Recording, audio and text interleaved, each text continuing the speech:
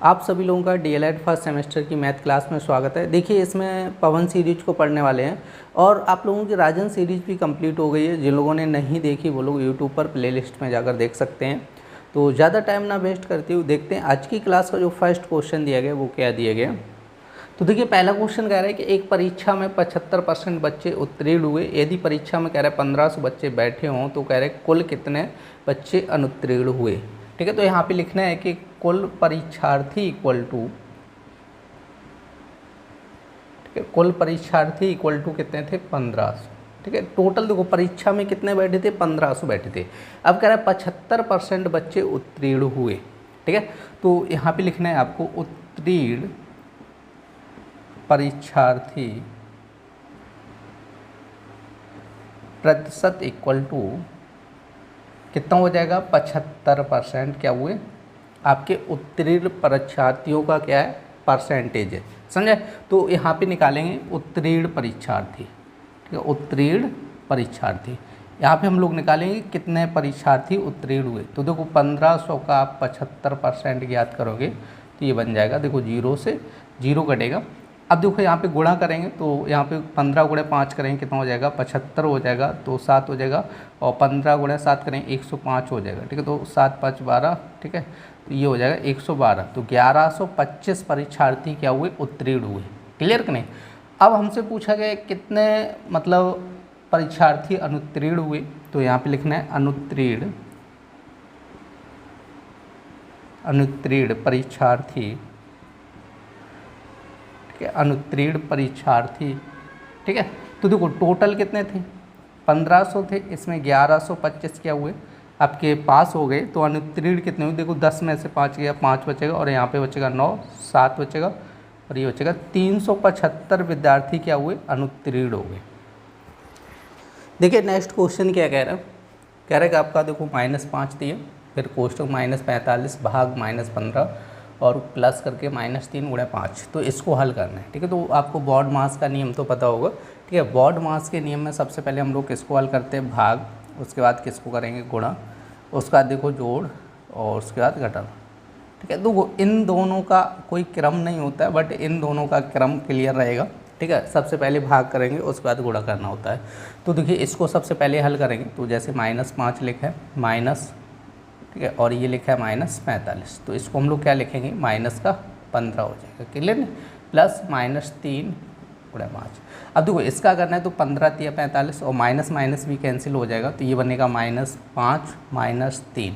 समझे। अब देखो यहाँ पे क्या होगा, जब इसका आपस में मल्टीप्लाई करेंगे तो 5 का 3 हम करना है तो 15 हो जाएगा, और ये प्लस माइनस क्या हो जाएगा -15 हो जाएगा। समझे।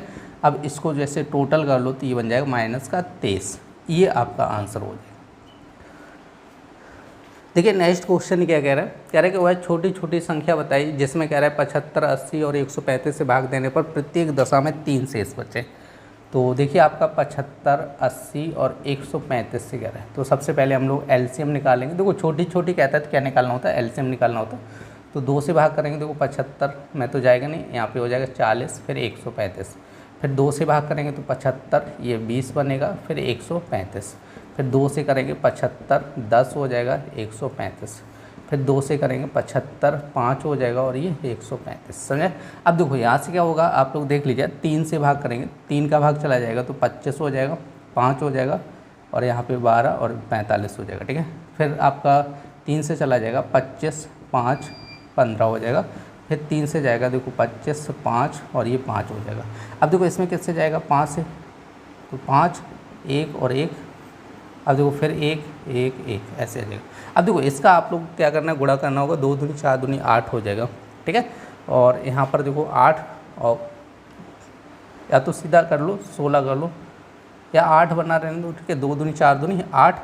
अब यहाँ पे गुणे दो, फिर क्या हो जाएगा 3 × 9 = 27, गुणे 5 गुणे 5 कितना हो जाएगा 25 हो जाएगा। ठीक है, तो अब इसका आपस में क्या करना है गुणा करना है। देखो एक साथ नहीं, क्या कैलकुलेशन ज़्यादा हो जाएगी।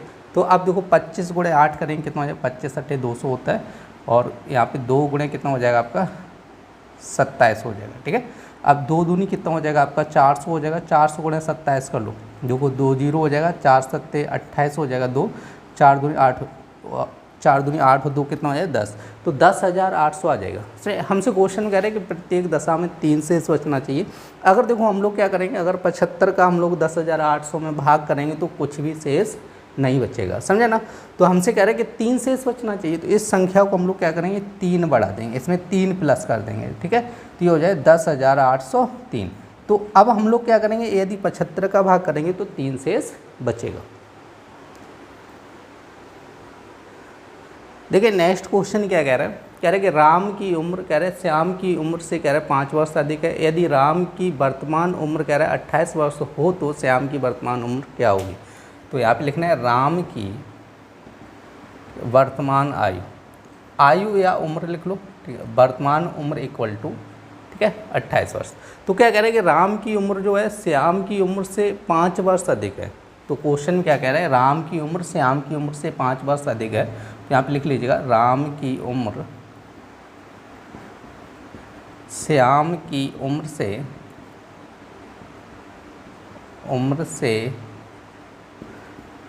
5 वर्ष अधिक है, क्या अधिक है। तो हमें निकालनी है श्याम की वर्तमान उम्र, ठीक है। तो आप लोग आइडिया लगा लो, क्वेश्चन कह रहा है कि राम की उम्र है श्याम की उम्र से कितनी है 5 वर्ष अधिक है।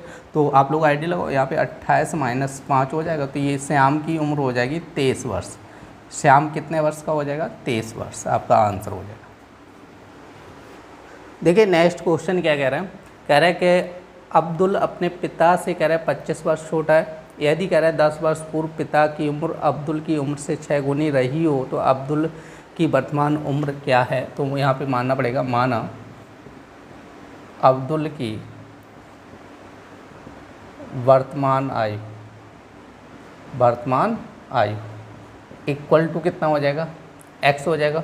तो देखो उसके पिता की वर्तमान आयु लिखना है, पिता की वर्तमान आयु, ठीक है। पिता की वर्तमान आयु कितनी हो जाएगी, देखो पिता जो है अब्दुल से 25 वर्ष बड़े हैं, तो x प्लस कितना हो जाएगा 25।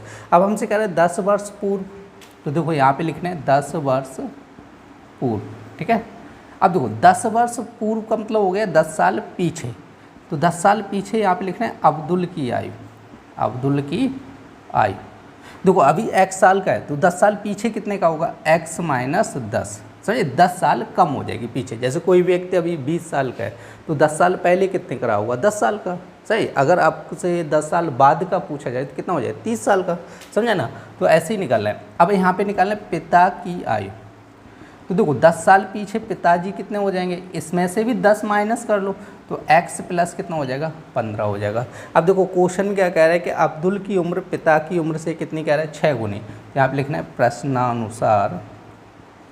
प्रश्नानुसार जो अब्दुल की उम्र है x माइनस 10 और यहाँ पर हो जाएगा x प्लस 15। तो हमसे क्या कह रहे हैं कि जो अब्दुल की उम्र है वो उसके पिता की उम्र की 6 गुनी है, सही। 6 गुनी कह रहा है तो 6 का गुणा कर दो, क्लियर नहीं। अब इसको हल करना पड़ेगा। अब 6 का मल्टीप्लाई करेंगे तो 6x हो जाएगा, इसमें करेंगे तो माइनस का कितना हो जाएगा 60 हो जाएगा, समझे ना। तो x प्लस ये हो जाएगा 15।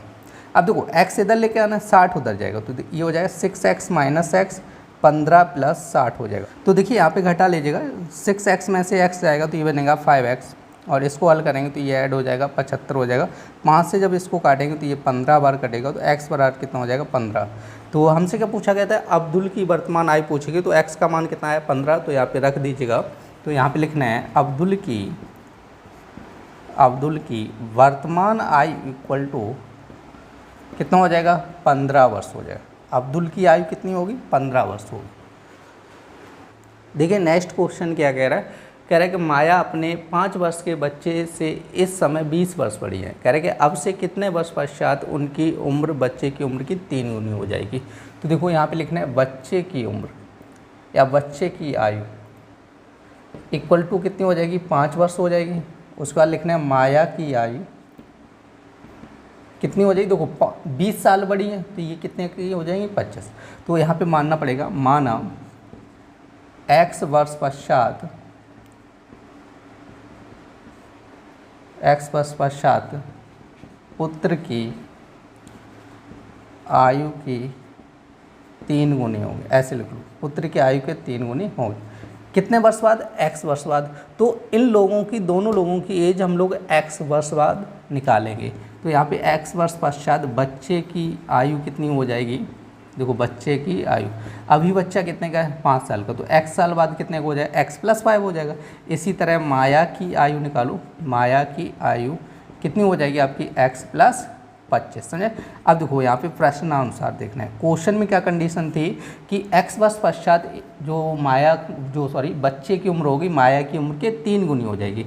तो बच्चे की उम्र कितनी है, x + 5 है, माया की x + 25 है, तो माया से ये कितने गुना हो जाएगा, 3 गुना, समझे। ऐसे हल करना है। अब इसका 3 का अंदर मल्टीप्लाई करेंगे 3x हो जाएगा, 3 का 5 में करेंगे तो 15 हो जाएगा, और x प्लस कितना हो जाएगा, 25। अब देखो x इधर आएगा तो 3x - x हो जाएगा, और ये 25 - 15, तो देखो 3x में x गया कितना बचेगा, 2x बचेगा, और 25 में 15 घटाओ कितना बचेगा, 10 बचेगा, समझे ना।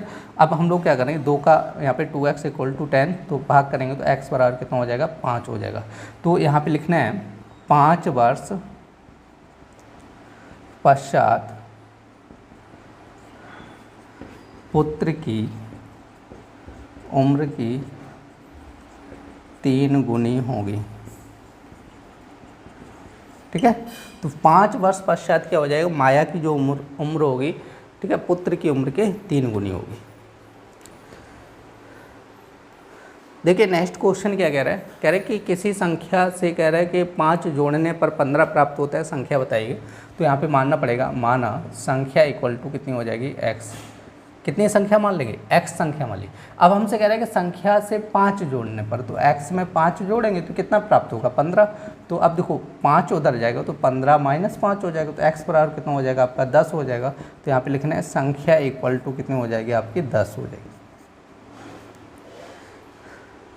देखिए नेक्स्ट क्वेश्चन क्या कह रहा है, कह रहा है कि 22 मीटर लंबे, कह रहा है कि फीते को कह रहा है कि 7 बराबर भागों में, ठीक है, बांटा गया है। कह रहे प्रत्येक भाग की लंबाई कह रहे कि 3 मीटर हो, तो कह रहे 22 का मान ज्ञात कीजिएगा। तो देखो यहाँ पर ऐसे करना है, कह रहे कि देखो टोटल लंबाई कितनी है, 22 मीटर कपड़ा है। अब 22 मीटर कपड़ा है कि कितने भागों में बांटना है, अब जितने भागों में बांटना है उतने का भाग कर दो, 7 भागों में बांटना है तो इसका 7 का भाग करेंगे, तो प्रत्येक को कितना मिलेगा, 3 मिलेगा। अब इस चीज़ को आप लोग हल कर लो, तो y = कितना हो जाएगा, 7 या 21। तो यहाँ पे लिख लेना y का मान जो आ जाएगा वो कितना आ जाएगा, 21 आ जाएगा। देखिए नेक्स्ट क्वेश्चन क्या कह रहा है, कह रहा है कि एक गांव में कह रहा है प्रत्येक संयुक्त परिवार कह रहा है 2x वृक्ष लगाता है। यदि गांव में कुल संयुक्त परिवारों की संख्या कह रहे 30x है, तो कह रहे हैं कि उस गांव में कुल वृक्ष कितने लगाए गए। तो यहाँ पे लिखना है,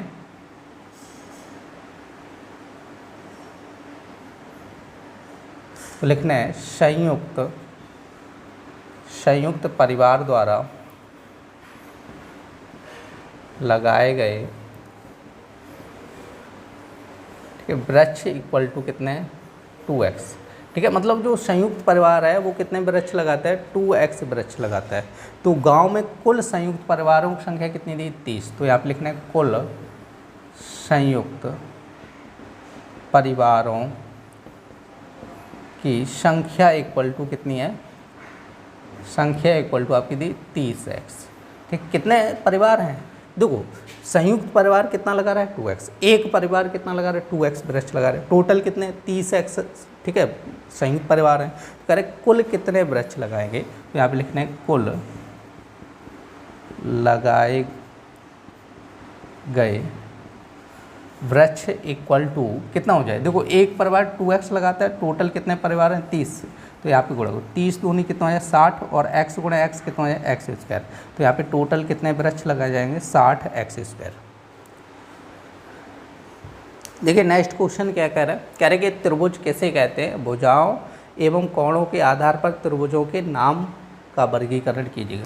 तो सबसे पहले हम लोग देखेंगे त्रिभुज।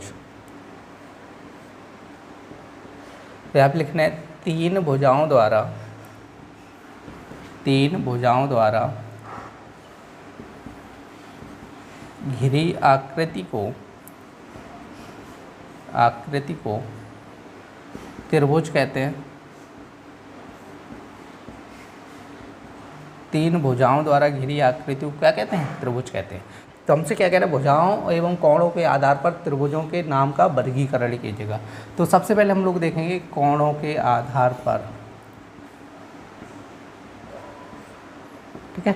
अब देखो कोण के आधार पर त्रिभुजों को कितने भागों में बांटा है, 3 भागों में। नंबर 1 लिखने हैं समकोण त्रिभुज, ठीक है, समकोण त्रिभुज। यहाँ पे लिखना है वह त्रिभुज, वह त्रिभुज जिसका एक कोण 90 डिग्री हो, समकोण त्रिभुज, समकोण त्रिभुज कहलाता है। ठीक है, एक कोण कितना हो 90 डिग्री, तो उसको क्या बोलते हैं, समकोण त्रिभुज बोलते हैं। दूसरा लिखने न्यून कोण त्रिभुज, न्यून कोण त्रिभुज। ठीक है, तो न्यून कोण त्रिभुज का मतलब क्या होता है, वह त्रिभुज जिसका प्रत्येक कोण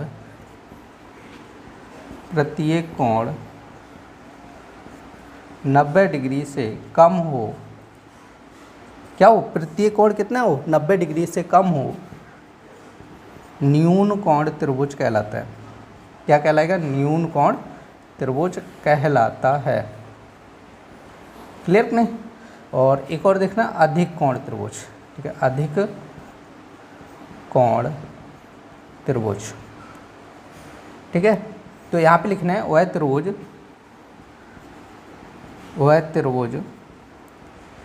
जिसका एक कोण 180 डिग्री से अधिक हो, 90 डिग्री से अधिक हो। यहाँ पे जिसका एक कोण 90 डिग्री से अधिक हो, अधिक कोण कहलाता है, अधिक कोण कहलाता है।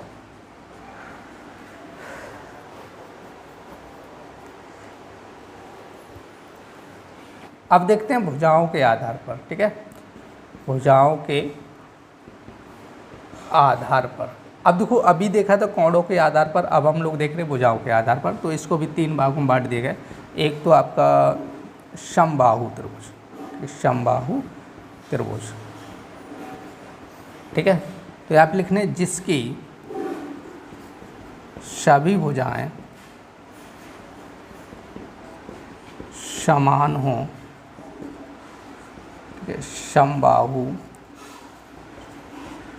समबाहु त्रिभुज कहलाता है।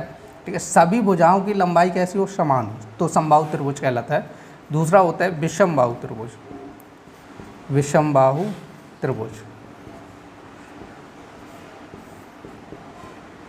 लिखना है जिसकी सभी भुजाओं की लंबाई या सभी भुजाएं, ऐसे लोग सभी भुजाओं की लंबाई भिन्न भिन्न हो। भिन्न भिन्न का मतलब ये हो जाएगा कि 3 भुजाएं होती है ना, तीनों भुजाओं की अलग अलग लंबाई हो, भिन्न भिन्न हो, विषमबाहु त्रिभुज कहलाता है, विषमबाहु त्रिभुज कहलाता है। और ये सारी चीज़ें देखो आप लोगों को बता चुका हूँ, बीच क्लास में भी बता चुका हूँ। ठीक है, तो देखो विषमबाहु त्रिभुज का मतलब क्या होता है, जिसकी सभी भुजाओं की लंबाई कैसी हो, भिन्न भिन्न हो। देखो त्रिभुज में 3 भुजाएं होती हैं और तीनों भुजाओं की लंबाई कैसी हो, भिन्न भिन्न हो, अलग अलग हो, तो उसको बोला जाता है विषमबाहु त्रिभुज। और तीनों भुजाओं की लंबाई समान हो तो उसको क्या बोला जाता है, समबाहु त्रिभुज। ठीक है, और एक और देखते हैं तीसरा समद्विबाहु त्रिभुज, समद्विबाहु त्रिभुज। लिखना है जिसकी 2 भुजाओं की लंबाई समान हो,